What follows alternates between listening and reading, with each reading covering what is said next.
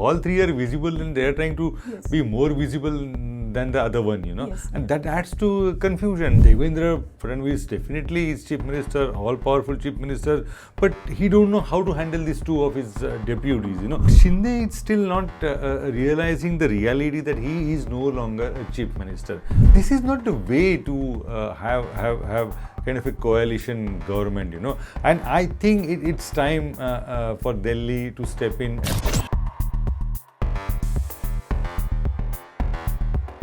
In this episode of West Side Story today, we are reflecting on the issue of coalition conflict vis-a-vis the collective governance. And we have with us Girish Kuber, an expert on Maharashtra matters, and who has very closely monitored the not only the Maharashtra politics, but also the ins and outs of the administration for almost over 4 decades. And not only politics, but also the economic of Maharashtra and its impact on the people of Maharashtra. So Girish, it's going to be 3 months next month, 3 months, in March, and I can say 100 days on March 15th exactly. And the sense we are getting is that some way despite the landslide victory, the collective governance is missing. Now, is it actually missing, or is it just a perception that we are kind of sensing? No, actually, in these days, perception is reality. So, when we say that governance is missing, actually there is no governance. Because there are as of now, if you look at the way state government is functioning, it looks like there are 3 parallel tracks, There is not a single, one train, There are 3 trains running parallelly, and no one knows the destination is, So, Chief Minister plans something, 2 Deputy Chief Ministers plan something.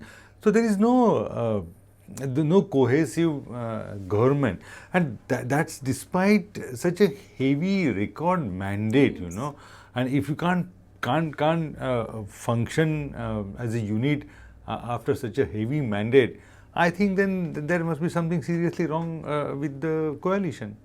Yes, I mean, now with so much of hype and, about Kumbh Mela going on, just the thought crossed my mind, the 3 rivers, there's a confluence of Sangam there also, they have come together. But that's good thing about it that one is invisible, Yes, one is invisible. that makes matter much easier. Here all 3 are visible and they are trying to be more visible than the other one, and that adds to confusion, and there is no singular unit which we can look at as a state government, and that's sad for Maharashtra. Yes, I mean, if you just take back to the last governance, which was Eknath Shinde led government, now their Chief Minister, Deputy CM, then Deputy CM Devendra Fadnavis, he was brought in specially against his wishes so that there should be excellent governance, and Maharashtra was very important factor for the central BJP.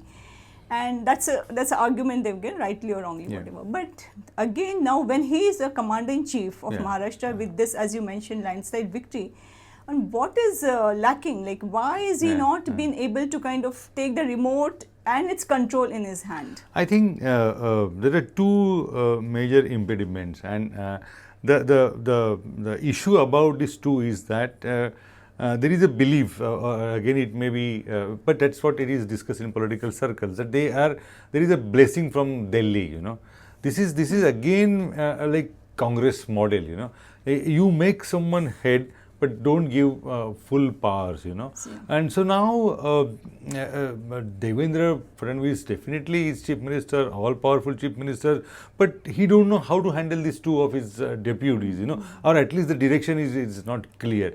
And the way it is being handled, look at the audacity of a Deputy Chief Minister. He is running a parallel administration. So Chief Minister conducts industry review. Very next day or very next week, Deputy Chief Minister also reviews this thing. So the whole idea is, the whole image, it looks like game of one-upmanship between the alliance partner itself, and that is bringing down the speed and also the efficacy of a strong government, which Maharashtra desperately needs actually. I think when the process of formation of the government was taking place, all of us saw, like to some extent, Shinde was sulking, and one gave a due to him because from Chief Minister to deputy, it was not going to be so easy to digest for him. But now what we observe is that sulking has translated into striking. So he's like Correct. now striking. My question to you, Girish, is striking against whom? Yeah, that's exactly. I mean, who are you challenging? Your own chief minister.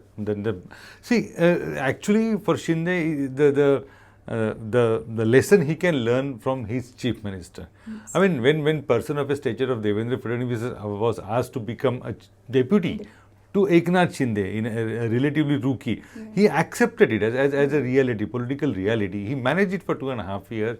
He did whatever he could do. And now he is back in a commanding position, and now the role is reversed. But Shinde is still not realizing the reality that he is no longer a chief minister. Number one, and number two, the cruel part of politics is that his party is not as much wanted for the BJP as it was few years back. So he was not a choice, he was a weapon or tool. Basically, the target was the Eknath Uddhav Thackeray, and that yet utility is over. But he is not willing to accept that. And in political history, you also will agree. What matters is understanding the reality in real terms. Not being under the illusion. Shinde is under that illusion. I think also it some way reflects. I won't say that harsh, but yes, somewhere the maturity comes into question because. What is visible to everybody is not visible to you, or unless there's some devious design or something you're pursuing your own path against your own wishes. But again, if this is true, and it is true, then we must blame the BJP top brass in Delhi. You make someone just to weaken someone else, and in the bargain you make that person feel that he is a chief ministerial material. You weaken your own leader for a while, and then the whole mess now, no one knows where it is heading. In fact, 2-3 days ago, I met somebody in BJP, and I asked this specific issue, like what is it, like why are the leaders going in different directions, and what is the center thought? Now, of course, nobody dares to question Amit Shah or Prime Minister Narendra Modi, but I think the solace they have taken, or they have accepted a factor that probably the central leadership wants to give a long rope to them. But my question is, how long the rope? And at what cost? The second question is more important. See, you always have allies. That's not an issue. You keep on maintaining a battery of small political parties, but at what cost? You are damaging your own party. And the way things are turning out, see, like example, Shinde's felicitation in Delhi last week. It was completely, from all logical senses, it never had that kind of a necessity to be held in Delhi at the hands of Sharad Pawar. Number one. Number two, BJP ministers invite meeting, none from the Shinde attend those meetings. Ajit Pawar is a finance minister. He convenes meeting about financial situation. None of the Shinde members join. Chief Minister convenes meeting. Shinde doesn't.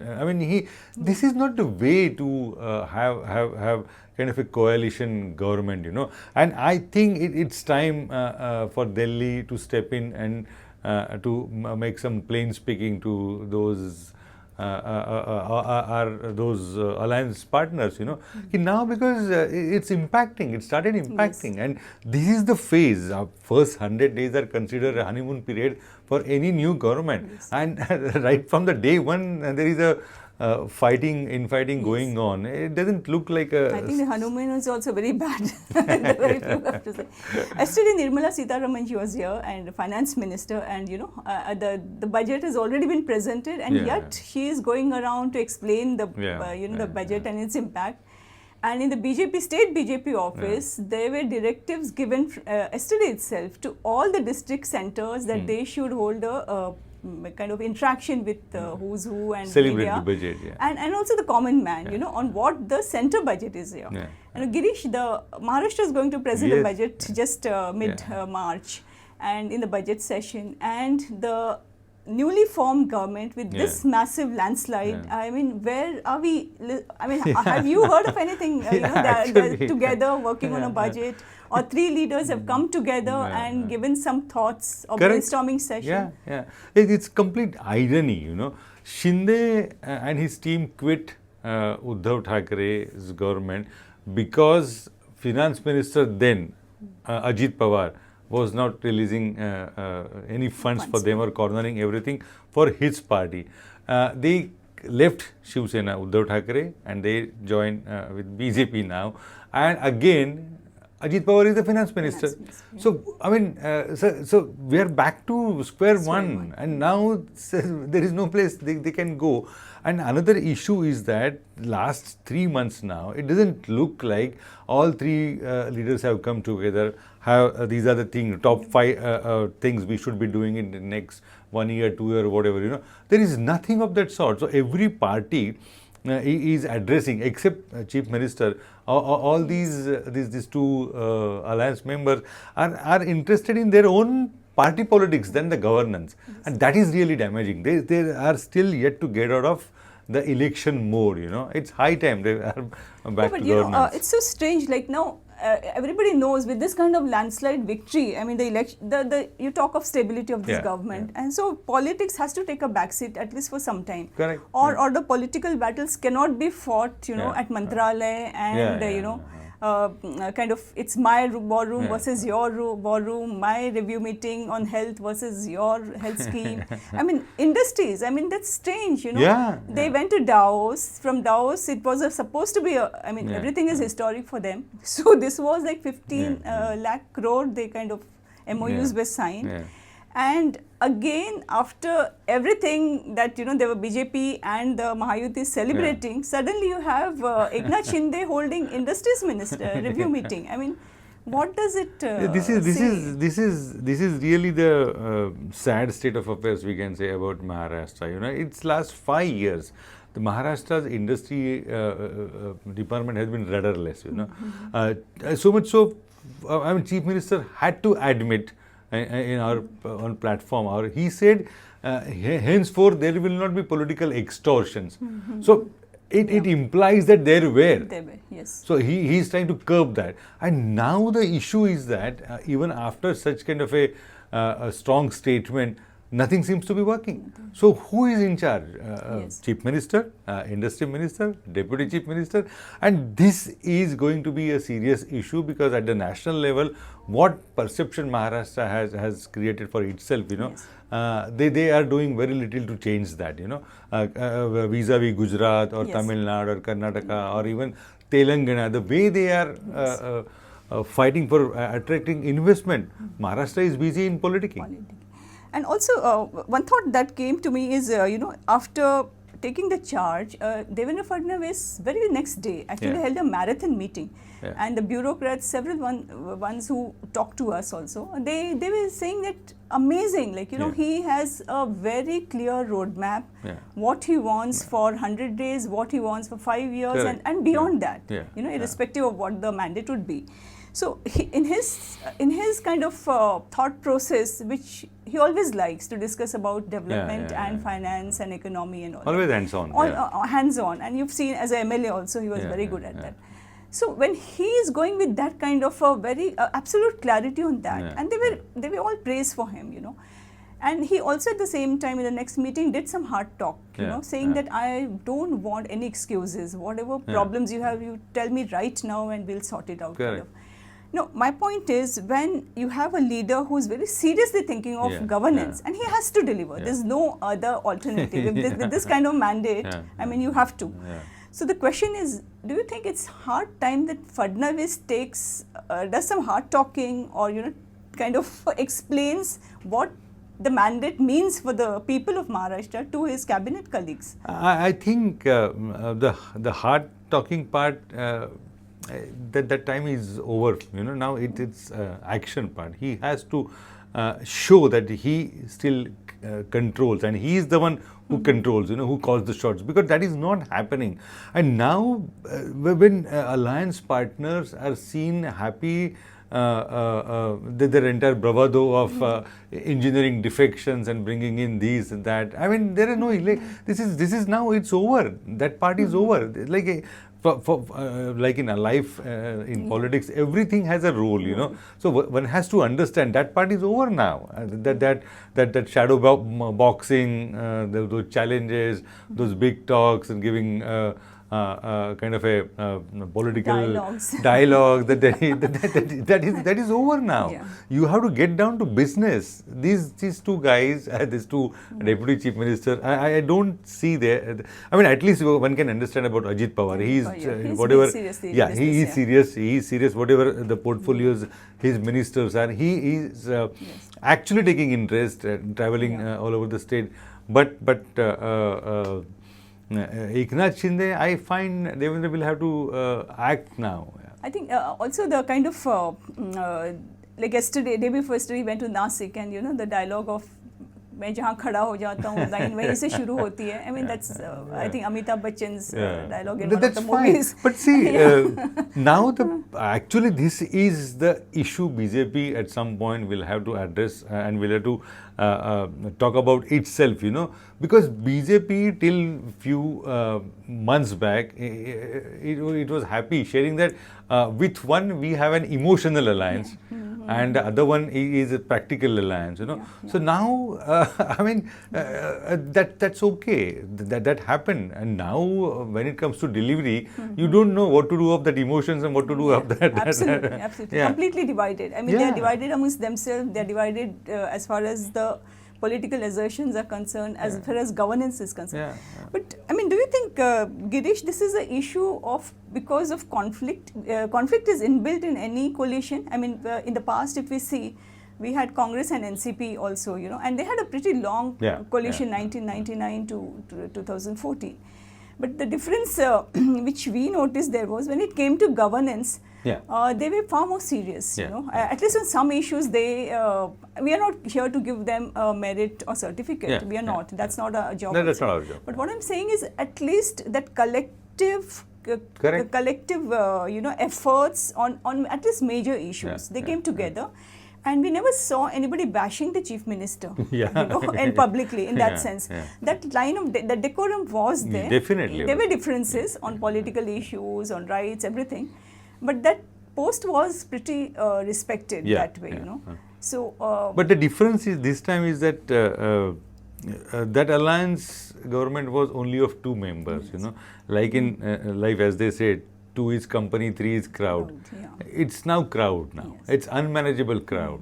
And some of them are not worth getting a cabinet berth. Yes.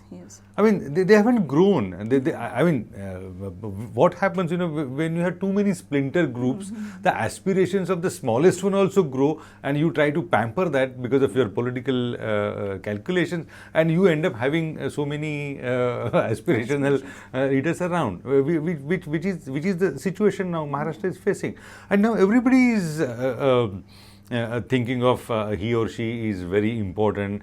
Actually, who triggered their aspirations is someone that question also we may have to ask, you know, and that is the result of that, you know. And now they are finding it difficult because it's 3 is crowd now, either on this side or the opposition side, you know, and that Maharashtra is suffering. Yes, you also brought this issue of opposition. I was coming to that, MVA. It's very unfortunate, you know, immediately after the results, one could understand the knives are out against each other. It should have been settled there. But the Congress and the Shiv Sena UBT, they don't see eye to eye right now. Sharad Pawar's NCP SP is making noises, but it has gone into the neutral gear. You know, I don't think they are also right now interested in trying to pursue it, and no reason also why they should basically all the time. Why should they all do that? So it's a very because when you already are so weak and with such kind of mandate for the ruling coalition, which is in government, I think the opposition, no matter however small you are, your voice is very important, important. So all the more reasons all three leaders should have come together in MVA and kind of question this government. It's too early, but still you should be prepared for that. Don't you think? It is. What you say is an ideal situation which doesn't exist on the ground. So it is frustrating for to stay in opposition when unbelievably strong BJP is ruling, because it's just not only political fight. BJP fights with entire machinery, so you have central agencies, you have, everything possible working against you. So to hold on to your position, it's not like a benign relationship between ruling and the opposition, like say Atal Bihari Vajpayee or Advani. They were opposition leaders, but it's not that they were harassed just because you happen to be from the opposition. That's not the case now. So the one question they are facing is that, is it worth to stay in opposition? What are we going to do? What are we going to get? Is there any chance of, even a small chance of getting power at whatever level? Number one. And number two is that it's always tough to be in the group of have-nots, haves and have-nots. The funny situation Maharashtra is witnessing, even haves are also unhappy, and have-nots. This is like, you will always find noisy fights in slums, So opposition, we have to have some kind of a sympathy for the unrest in them. That unrest is justified because they don't see any light at the end of the tunnel. It's a long journey. It's a long journey, and no way to go for them. Yeah, but I would still feel that, rightly said so, because ultimately they are also representing the people, and if the constituencies are not going to get allocation of funds, or there's some kind of a prejudice or bias, but it's a sad it's comment, a sad, just minister from, I can't believe, it's difficult to fathom the fact that person like Devendra Fadnavis, one of his ministers publicly threatened that either you come to us or your constituency will not get any funds. This is democracy. He's not shelling out from his pocket. But such kind of issues are now regular, we have lost that democratic spirit, and there are no movements on that. Any other chief minister would have sacked. At least reprimanded him. The least you can do is, come on. You can't threaten opposition because you're not going to get a single penny for your constituency. You come to us, join us. This is not the way government functions, but we have come to this stage now, And it's also, I think, also to do with the BJP's politics, we are not here to comment on the public mandate, we respect that. But somewhere the mindset is that, 100% BJP. When they're talking of 100% BJP, it's not just absolute majority, but they're talking about panchayat to parliament, and panchayat to parliament where the opposition is completely wiped out. That seems to be their mindset. And they've given a appeal to the party leaders that, whenever you have kind of opponents, try to negate them or get them to our side. So is this going to be practical, and how long this is going to last? Because I think this is the question, larger question. At some point, sensible people will have to ask for themselves. It's fine, you can have sympathy either for this party or that party, but look at the whole democracy as a kind of an institution, as a system, And in this kind of atmosphere, it's not only politics, it will impact issues like GST also. When there are no opposition ruled states, whatever the union cabinet decides, everything will be accepted because there is no opposition, because you have to have at least 10 states to put a amendment to GST resolution. That's not going to happen, because if you have only one party rule, but this exactly is the issue. People at large will have to think about, and everyone actually, you and me and the society itself. In fact, the GST issue you mentioned, but there was a lot of unhappiness within the ruling party itself on this issue. And only thing is, the problem is they were handicapped. They could not voice it out. They in can't public. voice, and this is the issue. All state finance ministers after the GST have been reduced to nothing but an inward clerk, to put it bluntly, They don't have any ways to raise revenue for their own territories, They can't do that. But that has happened. That's one part. But if you have at least federal structure, at least quite a few states who are they can challenge or they can oppose or they can amend, they can suggest something. But if it's only one party rule, then everything also, is... Girish, opposition does not mean that you're always fighting against each other. Exactly. It's also sometimes very constructive kind of opinion Absolutely. that emerges. A lot of things which you are not grounded to because being a ruling party. You said correctly. I remember when Atal Bihari Vajpayee was the Prime Minister, he offered disaster management, that body's chairmanship to Mr. Sharad Pawar. So this is what it is, I mean, when we can cite some like when delegation was sent to Pakistan, and government invited opposition leaders to be part of it, and this is the beauty of democracy, and which is very healthy also in that sense. I just want to ask now, within the opposition, like everybody seems to be like going their own way and also trying to figure out who's standing where and what's the scenario. Do you feel there's going to be a very challenging times for Uddhav Thackeray as well as Sharad Pawar, to kind of keep their folks together? Flock together, Congress, of course, is going through the same phase, I must say, with the new, today itself that there was this new state party president who was elected.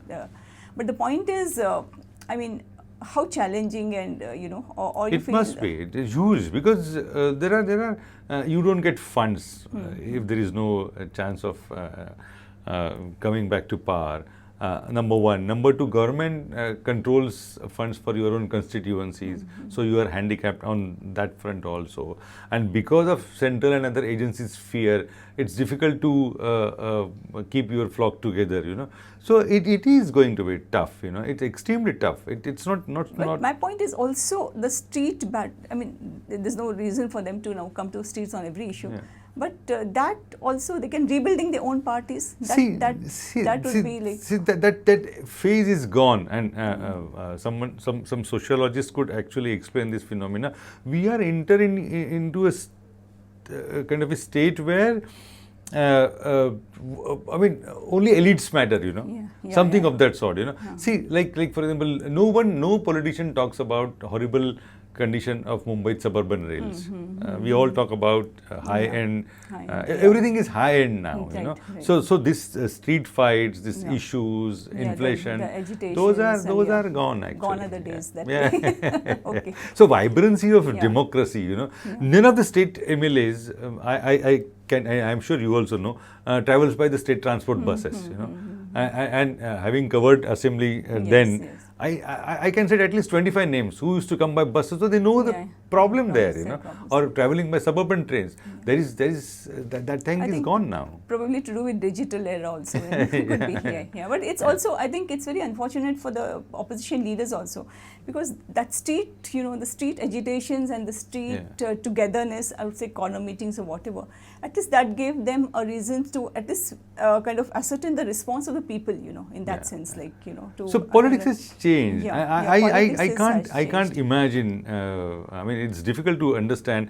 politicians requiring so-called influencers, influencers. This election we saw that, and we also saw what happened to some of the influencers later. That's exactly. So politicians itself, they themselves are influencers. So it shows that you are no longer influencer now.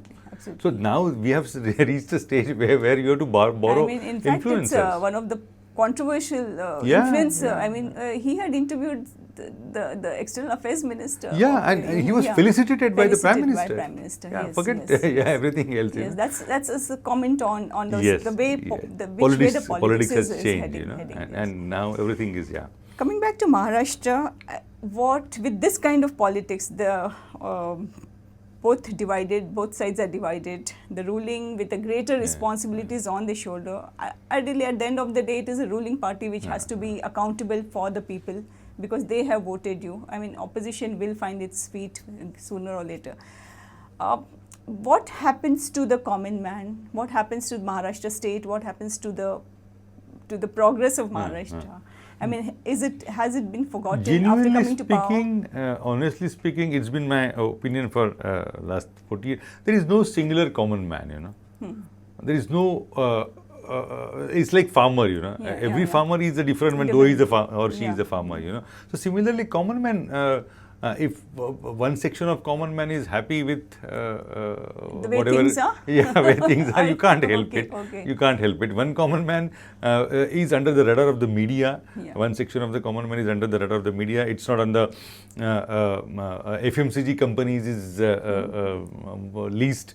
So that common man is not heard. Obviously, it's not needed. They have been neutralized by all means. So I don't see. But forget that common man and all that. Real issue is where stands Maharashtra, and on that count we have to have a serious issue and serious questioning done to the government. Because Maharashtra, what's lagging, what's missing, or who's lost at the end of the day? It is Maharashtra, and as of now, Maharashtra is losing big time. And also, it's a very beautiful mandate if you go to see. I mean, irrespective of which party, had it been the other side also, this kind of mandate would have said the same thing.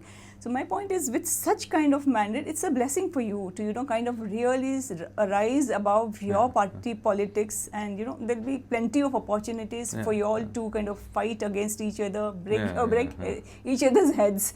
But right now, I think all three parties and the leaders especially, they should come together, make, at least have a common minimum program, on larger issues which directly affects the state and its people. And if you're talking of 2047, Viksit Bharat, then Maharashtra also has to be Viksit, that kind of thing.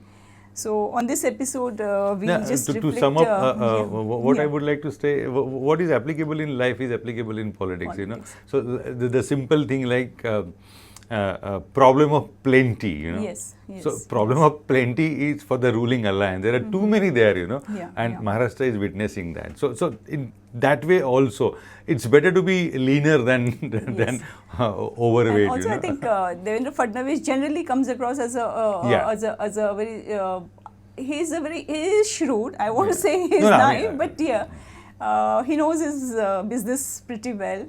But time for him to take tough call as 100%. Far as the cohesiveness of the government is because concerned. It's not heading anywhere. It's stuck. Maharashtra is stuck, and it's time he now pushes and takes very hard decisions. The whip, as we say.